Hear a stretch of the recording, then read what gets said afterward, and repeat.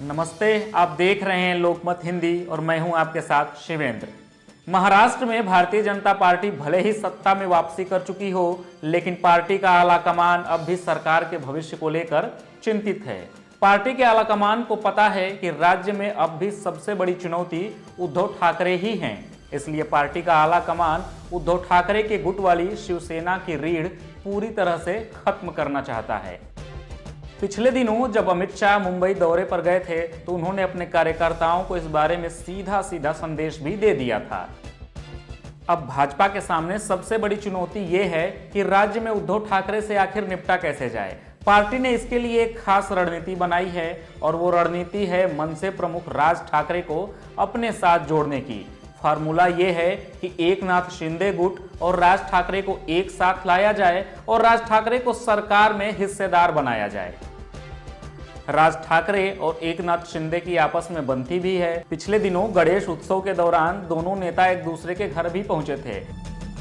ऐसे में भाजपा को लगता है कि राज ठाकरे को अपने साथ जोड़ने में ज्यादा परेशानी नहीं होगी।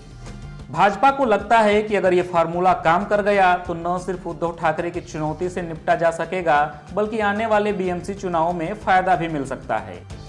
दरअसल महाराष्ट्र की नई सरकार के लिए सबसे बड़ी चुनौती आने वाले बीएमसी चुनाव ही हैं और बीजेपी इसे लेकर बेहद गंभीर है।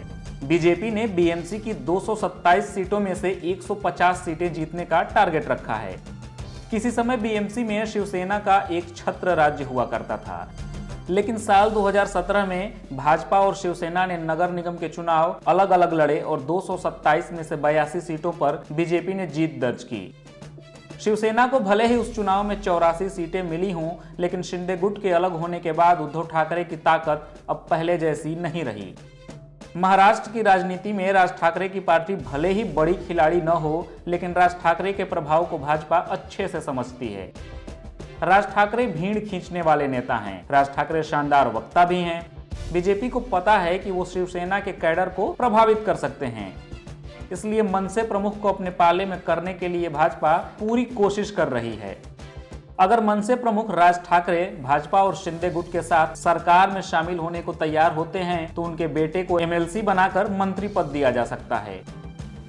वहीं एकनाथ शिंदे के बेटे को बाद में केंद्रीय मंत्रिमंडल में भी शामिल किया जा सकता है। हालांकि राजनीति की माहिर खिलाड़ी Bharatiya Janata party plan B के साथ भी तैयार है।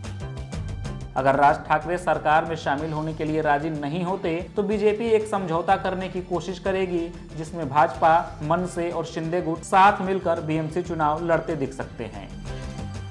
बीएमसी के पिछले चुनाव में राज ठाकरे की पार्टी ने 7 सीटें जीती थीं।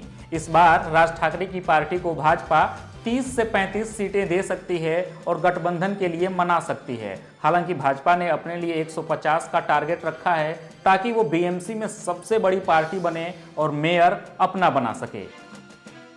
हमारा ये वीडियो आपको कैसा लगा कमेंट बॉक्स में जरूर बताइएगा। हमारा चैनल सब्सक्राइब करिए और बेल आइकॉन दबाना बिल्कुल मत भूलिएगा, ताकि हम जब भी कोई नई वीडियो डालें तो वो आप तक जरूर पहुंचे। धन्यवाद।